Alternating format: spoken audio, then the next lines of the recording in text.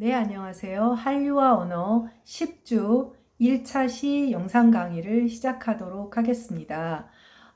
우리가 지난번에는 이제 기본적으로 할리우드 영화 산업, 우리가 어떤 미디어의 문화산업적 성격을 알아보는 원료라고 할 수 있는 할리우드 영화 산업에 대해서 살펴보면서 어떤 그 이미지의 조작이라든지 이런 것들을 두 명의 여배우를 통해서 예를 들어서 살펴보기도 했는데요. 오늘은 이제 그 음악 산업이죠. 그리고 이제 대표적인 마돈나라고 하는 그 팝 가수에 대한 그런 어떤 발전 과정이라고 할까요? 그런 것을 살펴보면서 어떤 패턴들이 드러나고 있었는지, 또 이런 것들이 우리의 한류 문화에, 한류 콘텐츠에 어떤 기저 요소로 작용을 하게 되고 또 하나의 틀을, 패턴을 만드는 데 도움을 주었는지, 혹은 뭐 나쁜 영향을 주었는지 등등 살펴볼 단계인 것 같습니다. 그래서 이 마돈나라고 하는 그 가수죠. 여러분들도 이 사람은 잘 알고 있을 텐데 1958년생이니까 이제 나이가 환갑 이제쯤의 사람이고, 선생님보다도 나이가 많아요. 선생님이 이제 20대 때 아주 그야말로 어떤 파격적인 여가수, 팝가수의 모습으로 등장했던 그런 사람입니다. 그래서 선생님도 이 이제 논문을 여러분들한테 소개를 하기 위해서 준비를 해보면서, 사실 BTS라든지 또 최근에 여러 가지 아이돌 스타들의 어떤 프로모션과 관련되는 그런 속성들이 다 보이고 있습니다. 그러니까 이게 이미 기존에 우리가 앞서 살펴본 대로 BTS 예를 들면 방시혁 사장이 듀란 듀란이라고 하는 영국의 그 팝그룹을 일종의 모델로 해서 외모도 좋고 실력도 있는 그런 그룹을, 보이밴드를 만들어 보겠다. 그러니까 사실 만들어내는 지금의 아이돌 스타를, 혹은 영화 감독들도 마찬가지죠. 그 기전은 할리우드 산업 내지는 미국의 그 팝 문화 산업에 그 뿌리를 둘 수밖에 없는 것 같아요. 거기에서 출발한 사람들이니까요. 선생님 세대이거나 약간 그 전후로 한 사람들은 기본적인 문화적 토양이 영미 문화, 특히 이제 미국의 대중문화에 뿌리를 두고 있기 때문에 어찌 보면 당연한 것이지만, 이 마돈나의 어떤 발전 단계라든지 이런 뮤비 같은 거를 통해서 보면 BTS 뮤비의 특징들, 다층적 해석 이런 것들이 다 함께 보이고 있는 것 같습니다. 네, 그래서 일단 그 10번째 PPT, 두 번째 페이지입니다. 이 논문은 1995년에, 사실은 이제 마돈나의 최고 전성기는 지난 무렵이라고 할 수가 있어요. 그러니까 뒤에 보면 알겠지만 마돈나의 Like a Virgin 앨범, Like a Virgin이라는 노래도 그거보다 더 많이 팔린 것은 사실 Like a Prayer라고 하는 1989년의 앨범인데, 항상 보면 어떤 스타 탄생은 그 초기에 그 각인 효과가 있는 그런 앨범이나 곡들이 더 중요한 역할을 하게 되는데요. 그래서 그리고 각인 효과가 생겨서 스타 탄생을 한 다음에는 새로운 이미지, 새로운 모습들, 좀 소박하게 말하면 이미지 쇄신 이런 것들을 보여주기 위한 노력이 보이는데, 마돈나는 그러한 측면에서 굉장히 적극적인 그리고 반항적 여성의 도상을 보여주게 됩니다. 그러니까 아이콘이라고 하는 것이죠. 우리가 앞에서 우상, 아이돌이라고 하는 것에 대해서 배웠는데요. 아이콘과 아이돌은 조금 다릅니다. 그러니까 아이콘은 사실은 이제 뒤에 여러분들이 미리 이제 자료를 보면서 알겠지만 약간은 종교적인 속성을 가지고 있는 그림? 그러니까 전형적인 이미지즘과 좀 관련이 있어요. 이미지와 관련이 있는 거예요. 그러니까 우상하고는 조금 다르죠. 우상은 훨씬 더 거대한 개념이고, 어떤 한 시대를 지배하는 사람이 될 수도 있고 사상이 될 수도 있고 여러 가지. 네, 그래서 마돈나는 반항적 여성의 도상이다, 아이콘이다. 그러니까 주류 문화의 전통적 여성상에 대한 도전의 이미지를 구축했어요. 그러니까 마돈나는 여러분이 알아둬야 할 것은 뭐냐면 이 사람의 이 이름을 통해서도 알 수 있지만 배경 자체는 카톨릭 가정에서 자란 사람이고 굉장히 이제 열심히 공부하고 노력하고 자기가 스스로 선생님도 이번에 뭐 제대로 알게 됐지만 그냥 어떻게 운이 좋아서 슈퍼스타가 된 그런 부류의 사람은 아닙니다.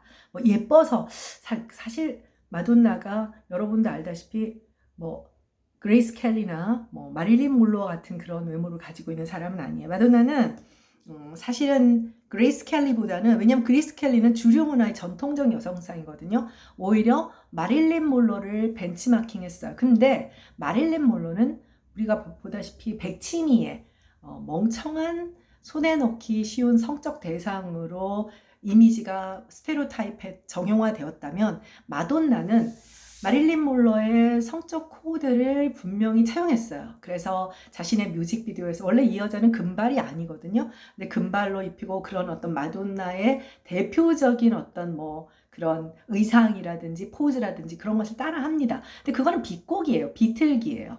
문학에서 말하는 이제 비틀기입니다. 그러니까 단순하게 성적 대상으로 자신을 뭐랄까요, 고착화시킨 사람은 아닙니다. 오히려 굉장히 반항적 여성이었죠.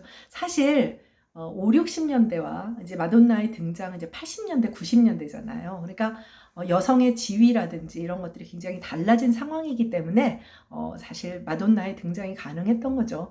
그러니까 마릴린 몰로가 모자라서, 뭐 그리스 켈리가 모자라서 라기보다는 사실 몇십 년의 그 시간차가 마돈나에게 새로운 기회를 주었던 것 같기는 했습니다. 네, 주류 문화에서 도전의 이미지를 구축하고 그전에도 이런 시도는 있었지만 마돈나는 주류 문화 안에서 자신의 이미지가 유통되고 굉장히 큰 대중적 파급 효과를 가져오게 됩니다. 초기 뮤직비디오와 공연에서 전통적인 패션 경계를 넘어서는 의상을 보여주고 노골적인 성적 행동과 자극을 드러냄으로써 올바른 여성적 행동의 경계를 파괴했어요. 그러니까 뭐 다 아는 얘기지만 마릴린 몰로는 남성들에게 어필하는 성적 매력을 드러낸다면 여러분들도 아마 그 마돈나의 뮤직비디오를 혹시 못 봤다면 유튜브나 이런 데서 쉽게 접할 수 있으니까 그런 느낌으로 다가오진 않아요. 다소는 귀괴하고 파격적이고 이러한 그 성적 행동을 합니다. 남성과 여성의 성적 주의를 바꾼다든지, 뭐 나중에 90년대 뮤비에 가면 남성 무용수가 가슴 브레이저를 한 가슴이 있는 것처럼 하고 좀 남성의 성기 같은 것을 자기가 이렇게 하여튼 좀 독특한 그런 성적 행동과 자극을 드러내는 그야말로 경계 파괴를 보여주는 그런 그 반항적 여성의 도상, 진취적이다 이런 말과는 조금 다른 것 같아요.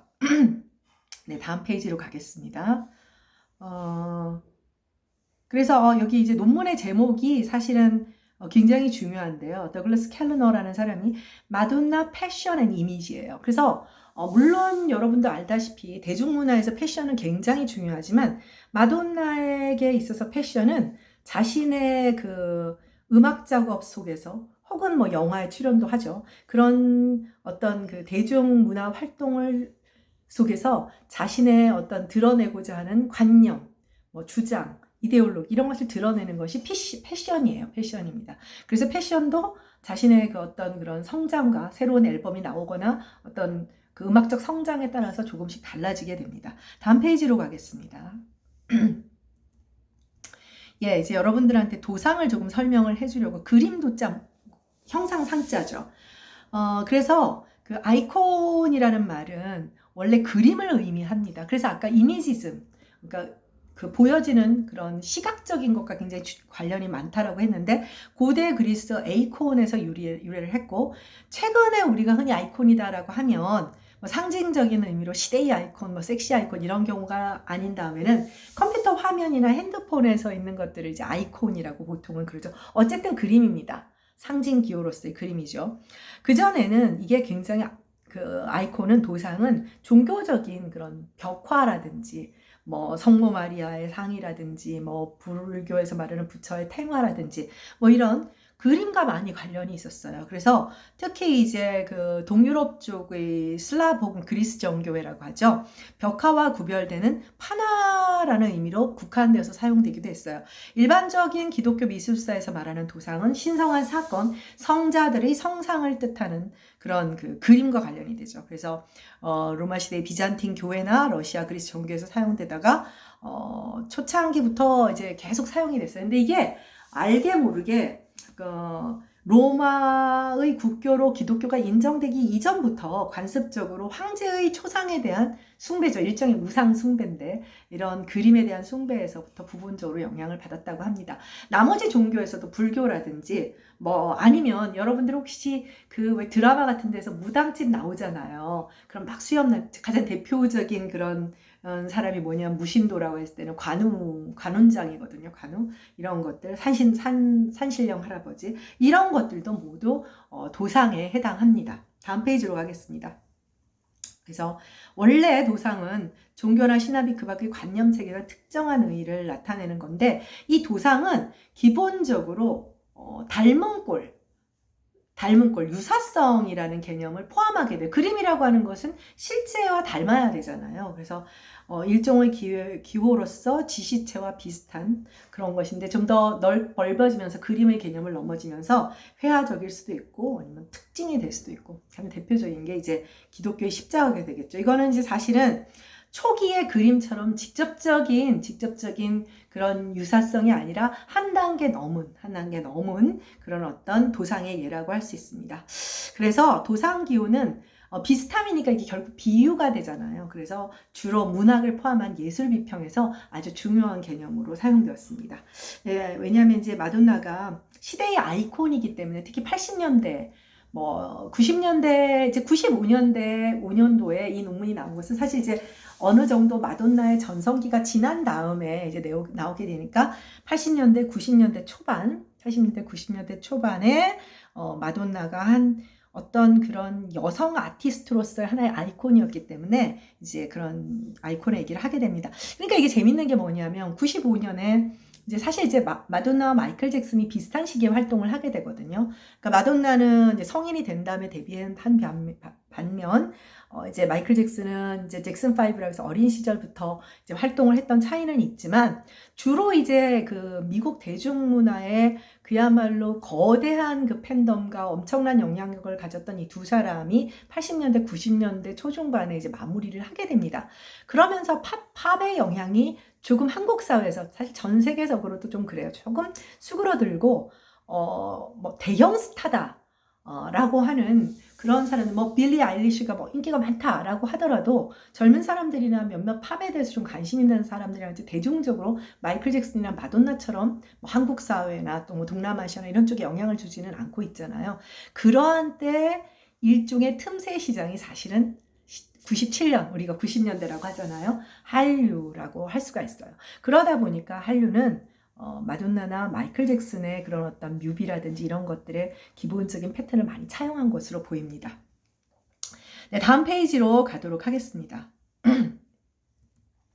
다시 마돈나의 이야기로 돌아올게요. 자, 마돈나의 정체성, 아이덴티티입니다. 자, 우리가 앞서 살펴봤던 그레이스 켈리나 영화 배우든 가수든 똑같죠. 그러니까 이 대중 아티스트들, 자, 머릴린 몰로나 그레이스 켈리는 각각의 배우로서 표피적으로 화면에 드러나는 그런 어떤 스테레오타입인 인물이 아닌 그들의 정체성이 분명히 있을 거예요. 분명히 정체성이 있지만 그들은 팬들에게는 정해진 정체성만을 갖고 있었죠. 그런데 마돈나는 이 정체성을 변화시키는 것을 무기로 삼습니다. 그리고 그 정체성 정체성에 자신의 정체성에 즉 대중문화 속 자신의 뮤비나 음악 작품 속에 내재해 있는 정체성의 모순을 이용해서 돈을 벌어요. 간단히 말해서 대중 아티스트니까요. 그래서 마돈나는 정체성을 논쟁거리로 만들면서 정체성이라는 것이 변화 가능한 구성될 수 있는 개념이다. 사실 그 이전에는 정형화된 스테레오타입이라는 건 뭐냐면 팬들이 정해진, 자, 멀로 너는 섹시한 것만 해야 돼. 사람들은 그것만을 원해. 너의 본질이 무엇이건 간에 너는 그러한 정체성으로 고정되어야 대중스타로서 밥 먹고 살아. 이렇게 요구를 했다면 마돈나는 그것을 깨버린 거죠. 자신의 이미지를 바꿔나갑니다. 그러니까 여러분들이 생각하기에는 마돈나가 이제 물론 특히 이제 그 뭐랄까요, 미국의 팝 아티스트들은 가사도 되게 직설적이고 너무 성적이고 너무 옷도 노골적이고 이러다 보니까 아, 저 사람들은 오로지 그 섹슈얼리즘에 집착하는 그런 사람들이다. 우리도 이제 피상적으로 보게 되니까 그렇지만 실제로는 그렇지가 않습니다. 네. 그래서 마돈나는 데뷔 직후부터 패션과 생활 양식에 대한 반항, 그러니까 주류 문화, 뭐 어떤 전통적인 여성상에 대한 반항, 비수능, 그리고 그것을 개성으로 드러내고 또 실현 정신을 강력히 드러냈어요. 여러분들이 뒤에 아마 사진 하나 봤을 텐데 예전에 그 김한선이라는 그 가수, 우리나라의 가수가 있죠. 뭐 한국의 마돈나다 이렇게 불렸습니다. 근데 김한선이 지금은 그렇게들 많이 입는데 레이스가 달린 플레어 스커트를 입고 위에 짧은 청 재킷을 입었던 것이 굉장히 파격적이었어요. 지금은 그런 식의 스타일을 입죠. 근데 레이스가 달린 플레어 스커트라고 하는 것은 굉장히 여성적이고 뭐 뒤에 리본이라도 묶어야 하고 퍼프 소매를 입어야 할 건 그런 이미지잖아요. 그런데 굉장히 보이시하고 좀 실용적인 청자켓을 입는 것이 엄청나게 화제였어요. 굉장히 이제 사실은 그런 패션을 이미 마돈나는 하고 있었던 것이죠. 굉장히 반전적이고, 그리고 이제 뭐 80년대, 90년대에서 여자 가수들이 드레스가 아닌 막 남성적인 약간 보이시한 뭐 톰보이라는 브랜드도 있잖아요. 보이시한 그런 스타일을 입는 것들도 사실은 마돈나는 이미 일찍이 그런 식의 패션을 통해서 자신의 어떤 그런 정체성, 그리고 개성, 실험 정신들을 보이게 됩니다. 그래서 이미지를 변신시키는데 패션을 활용을 하고, 그 다음에 그 패션을 통해서, 왜냐면 보여지는 거니까요. 보여지는 거니까. 아이콘이잖아요. 보여지는 거니까. 자신이 이러한 작품 속에서 나의 정체성을 이렇게 변화시키겠다는 것을 보여줘요. 그러면 팬들은 과거의 그레이스 켈리나 마릴린 monroe 때와는 달리 변화하는 모습에 신선함을 느끼게 되는 거죠. 신선함을 느끼게 돼서 계속 어떤 상업적인 어떤 구매 효과를 갖는 상품으로서의 가치를 갖게 된다는 겁니다. 다음 페이지로 가겠습니다. 마돈나의 정체성 변신 이렇게 그건 보고요. 그래서 의식적으로 자신의 이미지를 가공을 합니다. 가공을 하는 거죠. 그러니까 처음에 등장을 했을 땐 당연히 20대니까요. 나이 어린 성적 매력의 보이토이, 이제 보이토이에 대한 얘기를 나중에 하게 될 텐데, 보이토이라는 이 말도 참 재밌는 거예요. 보이즈 토이도 아니고, 그쵸? 보이즈 토이가 되면 남자들의 장난감이니까 말하자면 마돈나는 몰로처럼 남자들이 손 안에 넣고 성적 대상으로 놀이개로 사용할 수 있는 그런 의미가 되죠. 보이토이라고 써요. 그러면 이 경우는 어떻게 되냐면 남자의 놀이개일 수도 있지만 내가 남자를 놀이개로 생각할 수도 있다. 장난감으로 여길 수도 있다. 이런 이중적인 다층적인 의미를 가지게 하죠. 그다음 물질적, 머티리얼 걸이라는 그런 노래도 있습니다. 선생님도 좋아했던 노래인데요. 여기에서도 보면 굉장히 나는 막 물질적인 여인이고 머릴린 monroe가 그저 여자는 다이아몬드를 좋아해 막 그런 것을 표상적으로 드러내지만 사실은 그 내면에 들어가 있는 의미는 또 달라요. 내면에 그냥 단순하게 그 가사의 표면만을 볼 수가 없는 다층적 구조를 갖게 됩니다. 뮤비에서도 그러한 다층적인 여러 가지 복합적 해석이 가능하게끔 만들어요. 그 다음에 이제 말 그대로 이제 투어의 명칭인데요. 블론드 앰비션이라고 해서 야심만만한 금발의 여인. 금발을 굉장히 여러분들이 아마 다들 마돈나가 금발이라는 생각을 할 텐데 이유는 80년대인 머릴린 monroe라는 그런 별칭을 가지고 있기 때문이에요. 그래서 결과적으로 나중에는 뮤비, 콘서트, 영화의 창조적 아티스트다. 그러니까 특히 물론 이제 우리가 monroe의 경우에도 우리가 알았던 것과는 달리 유명한 극작가인 아서 밀러가 결혼할 만큼 지적인 여성이다라는 얘기를 여기저기서 하고 있지만 선생님도 최근에 맨 뒤에 열어보면 일부러 내가 여러분들한테 그 마돈나의 83년 데뷔 이전의 그 상황을 얘기를 해줬어요. 그러니까 굉장한 재원이었다는 것을. 그러니까 작곡도 하고 드럼도 추고 춤도 댄서로도 또 장학금도 받고 우수한 성적으로 졸업을 하고. 그러니까 이 사람은 그 이후로도 뭐 이제 그 프로듀싱도 하고 작사 작곡도 하고 그런 창조적 아티스트로서의 굉장히 드문 그 여성 아티스트, 지금도 굉장히 뭐 물론 최근에는 뭐 여러 이제 그 여성 아티스트들이 미국이나 영국에서도 나오고 있지만 일종의 효시격이라고 할 수 있을 만큼 강력한 사람입니다. 이 사람 이전에 바브라 스트레이샌드라고 에버그린이라고 하는 그런, 아마 여러분들이 지금 수업 끝난 다음에 바브라 스트레이샌드를 검색을 해서 노래를 들어보면 이 노래 하는 굉장히 유명한 노래를 많이 부른 여가수가 있어요. 매브리코의 여가수가 있는데 정말 노래를 잘 부르고 이런 가수였지만 사실은 그녀는 마돈나와는 조금 달랐어요. 마돈나와는 조금 달랐고, 그렇다고 해서 그 이전의 어떤 뭐랄까 굉장히 그 남성들에 의해서 규정지어지는 그런 여가수의 이미지는 아니었지만 마돈나와는 좀 상당히 달랐습니다. 네, 다음 페이지로 가도록 하겠어요. 네, 일단 마돈나의 음악적 변신을 한번 살펴보도록 하겠습니다. 뭐 변신을 할 수밖에 없죠. 계속 정체성을 바꾸니까요. 처음에 등장했을 때는 그 당시가 80년대가 디스코였으니까 이제 마돈나는 디스코와 테크노 시대를 거친 그런 가수예요.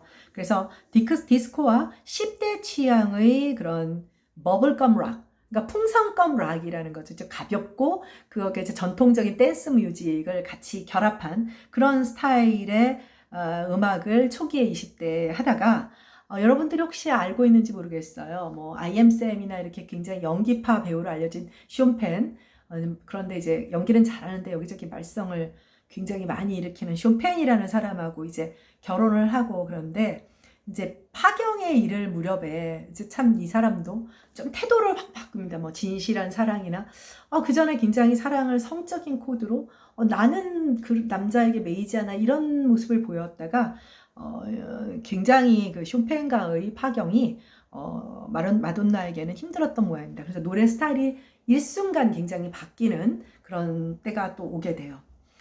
결론적으로 특히 이 마돈나, 마이클 잭슨도 이제 살펴보게 되겠지만 정말 그 뮤직비디오, 사실은 이제 이 95년도 논문이기 때문에 뮤직비디오란 말을 안 하고 락비디오라는 용어를 이 논문에서는 사용을 하고 있더라고요.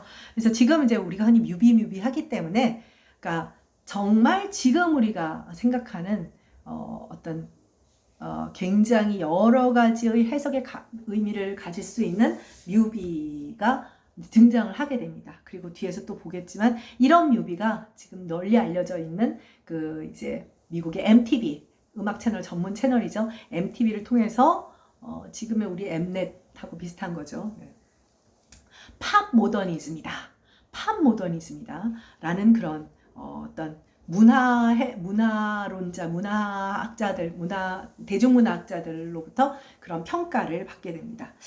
그리고 여기 보면 참 재미있는 것이 마돈나의 헤어 변신이라고 하는 게 있어요.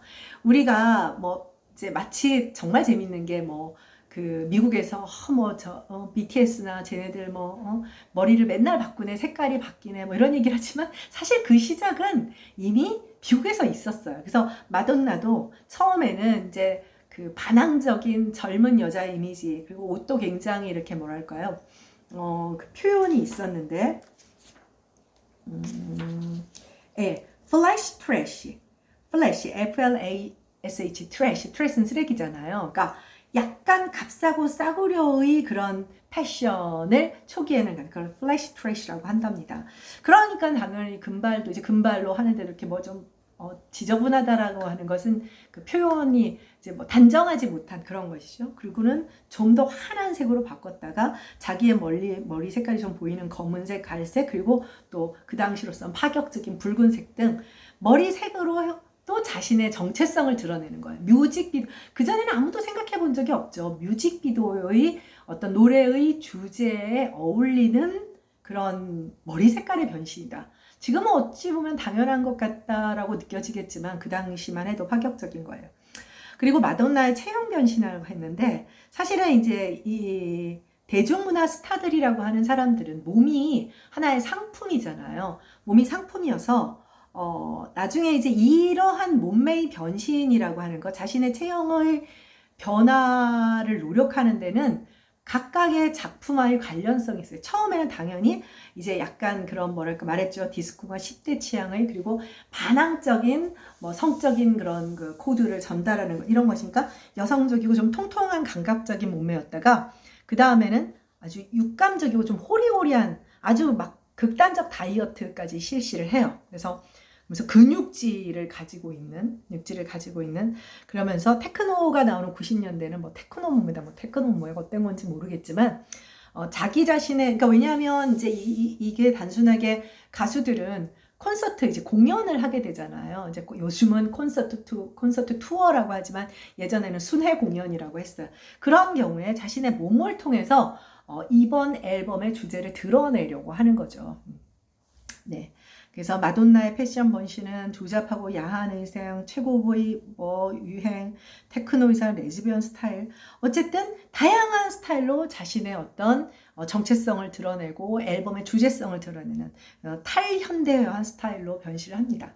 네, 다음 페이지로 가도록 하겠어요. 네, 마돈나의 결과적으로 마케팅 전략과 그 발전 과정입니다. 사실은 결과적으로는 마돈나는 이 모든 그러니까 사실은 이게 참 재미있는 것인데요. 요즘 이제 마돈나에 대한 평가라고 하는 것은 모든 가수가 돈을 벌기 위해서 데뷔를 하게 돼요. 유명해져서 돈 버는 거죠. 뭐 공짜로 봉사하는 것은 아니잖아요. 그러니까 스스로 지금 우리도 생산자로서 생산품으로서의 어전 그 컨텐츠 생산품으로서의 뭐 가수라든지 배우라든지 그들의 존재를 그 전에 우리가 이제 소비자와 콘텐츠를 살펴봤기 때문에 지금 보고 있는 것이잖아요. 그렇기 때문에 뭐 마케팅 전략을 갖는 것은 당연합니다. 근데 오로지 그러한 측면에서만 바라볼 수 없는 이제 거대한 영향력을 가졌기 때문에 물론 그렇지 않은 정말 이제 그 상품으로서 끝나는 많은 가수나 배우들도 있겠죠. 네. 마돈나의 경우는 단순한 상품을 뛰어넘는 대중문화의 어떤 그런 아이콘으로서의 분석 대상이 되게 된다는 거예요. 어쨌든 마케팅 전략과 발전 과정을 살펴보면 마돈나는 서구의 팝 역사에서 가장 뛰어난 홍보 전략을 가진 가수로 봐요. 마이클 잭슨도 뭐 마찬가지지만 어쨌든 여성 가수로서는요.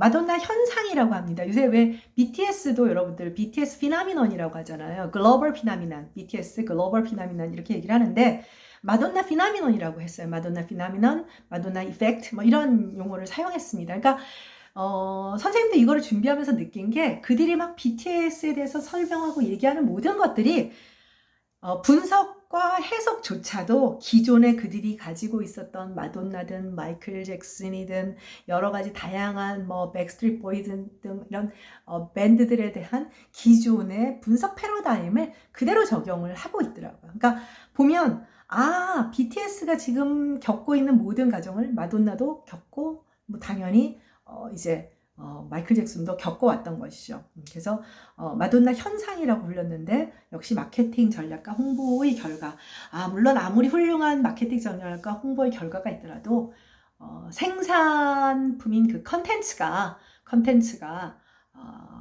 큰 가치를 갖지 않았다면 불가능했겠죠. 또 반대로 생산품인 이 마돈나의 여러 가지 음악이나 또 뭐 노래나 앨범들이 그만한 가치가 없었다면 아무리 뛰어난 마케팅 전략과 홍보가 있었더라도 시대의 아이콘은 되지 못하겠죠. 원히트 원더 아니면 뭐 앨범 하나 정도 그런 가수가 있었어 라고 끝날 가능성도 있었는데 마돈나는 그렇지 않았습니다. 마돈나 현상을 이제 저자는 이 논문을 썼던 저자의 이름이 뭐 선생님도 뭐 이 전공이 아니라 더글라스 캘르너라는 이 사람은 마돈나의 발전 과정을 크게 3개의 단계로 분석을 했습니다. 그래서 음악 제작, 패션, 섹슈얼리티, 전개, 이미지 구성에서 구별되는 3개의 시기.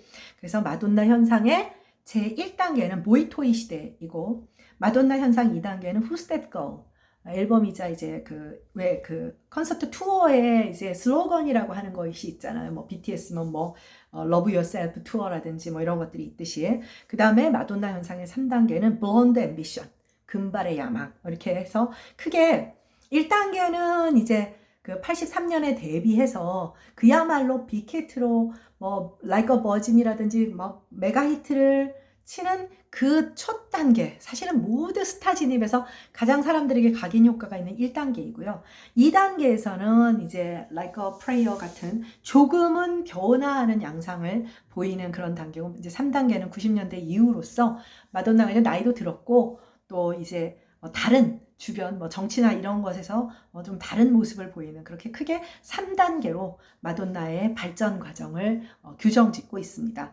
선생님이 다른 규정을 할 만한 마돈나에 대한 그런 역량은 없고, 우리가 여기서 이게 이러한 시대 구분이 옳다 그르다를 볼 필요는 없고요. 여러분들이 같이 살피면서 이러한 분석이나 이런 틀들이 한류의 콘텐츠들의 베이스가 되었구나 하는 것들을 우리가 살피게 되는 것이고, 또 결과적으로 이런 토대를 통해서 만들어진 한류 산업이 앞으로 어떠한 방법론이나 틀을 가져야 더 발전할 수 있는지, 더 매력적인 문화 콘텐츠가 될 수 있는지 생각해 보자는 겁니다. 그래서 마돈나의 음악적 성공은 상당 부분 성공적인 이미지 생산과 마케팅 전략, 그러니까 이미지라고 하는 것이 굉장히 중요한 것이죠. 반면 마돈나의 영화는 실패했어요. 우리가 앞에 조작론을 지난주에 이제 어떤 스타의 조작, 스타 이미지 조작에 대해서 이야기를 했지만, 결과론적으로는 얘기할 수 있지만 똑같이 조작을 했는데도 실패하는 경우는 굉장히 많다, 이런 얘기를 했었잖아요. 사운드 오브 뮤직이나 이런 얘기를 하면서. 그래서 영화의 경우에는, 마돈나의 영화의 경우에는 크게 성공하지는 못했어요. 그냥 이거는 선생님의 개인적인 생각인데, 그러니까 가수로서는, 가수는 어떠냐면 클로즈업 효과보다는 뮤비나 무대 위에서의 강력한 카리스마가 총체적으로 보이는 거, 이건 선생님의 생각이에요. 어떻게 보면 비전문가의 생각인데, 반면에 영화나 드라마 같은 경우는 클로즈업 효과가 굉장히 강하죠. 그러니까 마돈나의 연기력이 좀 부족했을 수도 있고, 마돈나가 마릴린 먼로만큼 알다시피 그렇게 아주 아름다운 절세 미녀는 아닙니다. 절세 미녀는 아니지만 글쎄요, 그런 것과 관련이 있지 않을까. 상대적으로 그 뮤비나 콘서트에서는 마돈나의 그 몸매가 훨씬 더 외적 이미지에서 훨씬 더 부각된 반면에 영화는 그렇지 않았나. 근데 이제 여러 가지 이유에서 영화에선 큰 성공을 하지는 못했던 것 같습니다. 네, 그러면 1차 시 수업은 여기서 마치고요. 2차 시 수업에서 만나도록 하겠습니다. 수고했습니다.